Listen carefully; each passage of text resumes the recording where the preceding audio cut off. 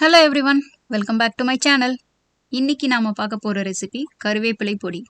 So summer season, அதனால நமக்கு கருவேப்பிலை மரம் வந்து நல்லா வளர ஆரம்பிக்கும். இந்த நேரத்தில் வந்து நிறைய இலைகள் கிடைக்கும். அதை வந்து நம்ம எஃபெக்டிவாக யூஸ் பண்ணணும் அப்படின்னா அதுக்கு பெஸ்ட் ஆப்ஷன் வந்து இந்த கருவேப்பிலை பொடி தாங்க.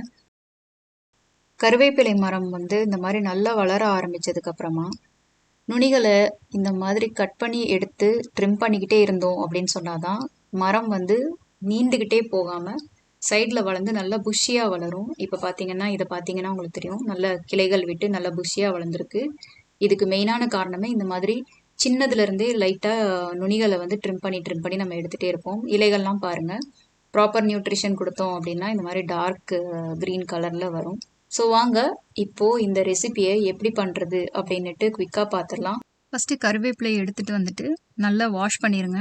வாஷ் பண்ணிவிட்டு இந்த மாதிரி இணுக்குகளாக எடுத்து நிழலான இடத்துல வந்து ரொம்ப சன்லைட் வராத அளவுக்கு ஒரு இடத்துல வச்சு அதை வந்து நம்ம உலர்த்திக்கலாம்.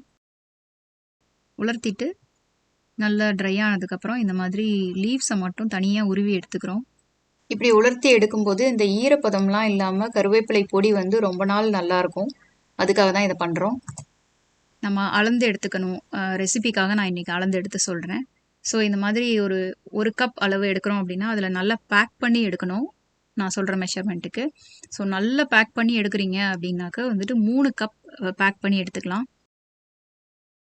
அடுத்தது அரை கப் உளுந்து, அரை கப் கடலைப்பருப்பு, 1 டேபிள் ஸ்பூன் அளவுக்கு எள்ளு, 4லேருந்து 5 வரமிளகாய், காரத்தை பொறுத்து அது மாறும்.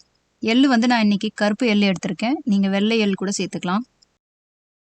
அப்புறம் நான் இன்றைக்கி இந்த ரெசிபிக்கு கட்டி பெருங்காயம் எடுத்திருக்கேன். நான் எப்போவுமே பொடி அரைக்கிறதுக்கு மட்டும் இந்த கட்டி பெருங்காயம் யூஸ் பண்ணிக்குவேன்.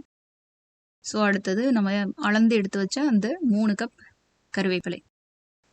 பேன் நல்லா சூடானதுக்கப்புறமா ஒரு 4 பல் பூண்டு, கொஞ்சமாக புளி சேர்த்துக்கிறேன் இன்றைக்கி. இதில் ஒரு 1/4 டீஸ்பூன் அளவுக்கும் கம்மியாக எண்ணெய் சேர்த்துக்கிட்டு இதை நாம் வறுத்து எடுத்துக்கலாம். பூண்டோட பச்சை ஸ்மெல் நல்லா மாறுற மாதிரி நல்லா வறுத்து எடுத்துக்கணும். புளியுமே பார்த்தீங்கன்னா லைட்டாக கலர் மாறிடும். லைட்டாக அந்த ப்ரௌன் கலர் வந்ததும் எடுத்து வேற ஒரு தட்டில் தனியாக வச்சிடலாம். அடுத்து திரும்பவும் ஒரு 1/4 டீஸ்பூன் அளவுக்கு எண்ணெய் சேர்த்துக்க போகிறோம். பெருங்காயத்தை பொரிச்சு எடுத்துடலாம். பெருங்காயம் இந்த கிளாஸியாக இருக்க அந்த கலர் மாறிட்டு நல்லா ப்ரௌன் கலரில் மாறிடும். அப்படி மாறிடுச்சுன்னா பொரிஞ்சிருச்சுன்னு அர்த்தம். அதையும் தனியாக எடுத்து ஒரு தட்டில் வச்சிடலாம். அடுத்தது இப்போ மிச்சம் இருக்க இந்த எண்ணெயிலேயே வரமிளகாயை போட்டு வறுத்து எடுத்துடலாம். அதுலேயும் லைட்டாக பார்த்தீங்கன்னா வெளியிலலாம் கலர் கொஞ்சம் லைட்டாக மாற ஆரம்பிக்கும். அந்த ஸ்டேஜிலே எடுத்துடலாம்.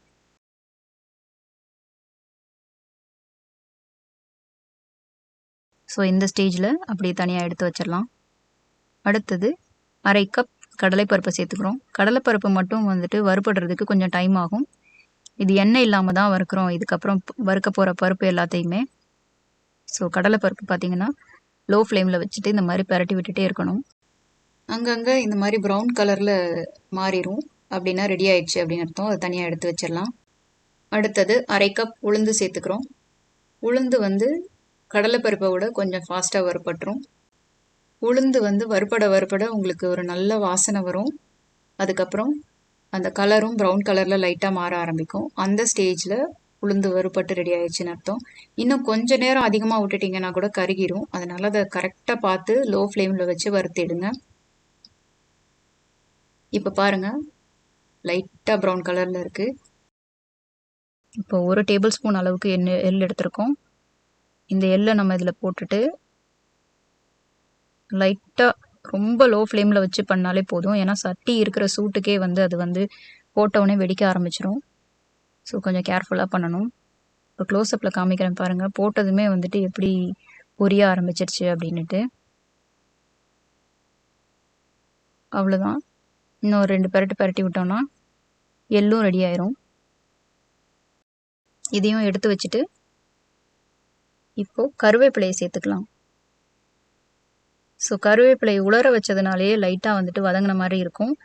அது ஓவர் நைட் பண்ணிங்கன்னா ரொம்ப நல்லது. இல்லை அது வந்துட்டு டக்குன்னு ஃப்ரெஷ்ஷாகவே போட்டு பண்ணுறோம் அப்படின்னா அதை வந்து தண்ணி இல்லாமல் பார்த்துக்கோங்க ஒன்று. இன்னொன்று வந்து போட்டுட்டு ரொம்ப நேரம் வதக்கவே கூடாது. லைட்டாக அந்த க்ரீனிஷ் கலர் மாற ஆரம்பிக்கும் போதே அதை எடுத்துடணும். ஸோ பாருங்கள், லைட் க்ரீனாகவும் இருக்குது, ப்ரௌனாகவும் இருக்குது அங்கங்கே. ஃபஸ்ட்டு கடலைப்பருப்பை போட்டு ஒரு சுற்றிட்டு அதுக்கப்புறம் மீதி எல்லாத்தையும் நான் சேர்த்துக்கிறேன். இந்த பருப்பெல்லாம் லைட்டாக ஒரு டீஸ்பூன் அளவுக்கு உப்பும் சேர்த்துக்கிறோம். இதில் போட்டுட்டு பருப்பெல்லாம் ஒரு சுற்றி எடுத்துகிட்டு அதுக்கப்புறம் கருவேப்பிலையை சேர்த்து பொடியாக அரைச்சிக்கிறோம். இப்போ இந்த பொடியை எடுத்து பாருங்கள், கொஞ்சம் கொரப்பாக இருக்குது, இட்லி பொடி அரைக்கிற மாதிரி அளவுக்குலாம் கொரப்பாக இருக்குது அப்படின்னா வந்துட்டு நீங்கள் கண்டிப்பாக அதை இன்னொரு தடவை அரைக்கணும். நான் உங்களுக்கு ஒரு சின்ன பாத்திரத்தில் போட்டு காமிக்கிறேன். ஸோ கொஞ்சம் நெருன்னு தான் இருக்குது. இந்த கடலைப்பருப்பெல்லாம் இன்னும் கொஞ்சம் அரையணும். ஸோ அதனால் இன்னொரு சுற்றி எடுத்துகிட்டு வந்துடலாம். ஸோ நான் இப்போ திரும்பவும் அரைச்சிருக்கேன். நல்லா ஃபைன் பவுடர் ஆயிடுச்சு.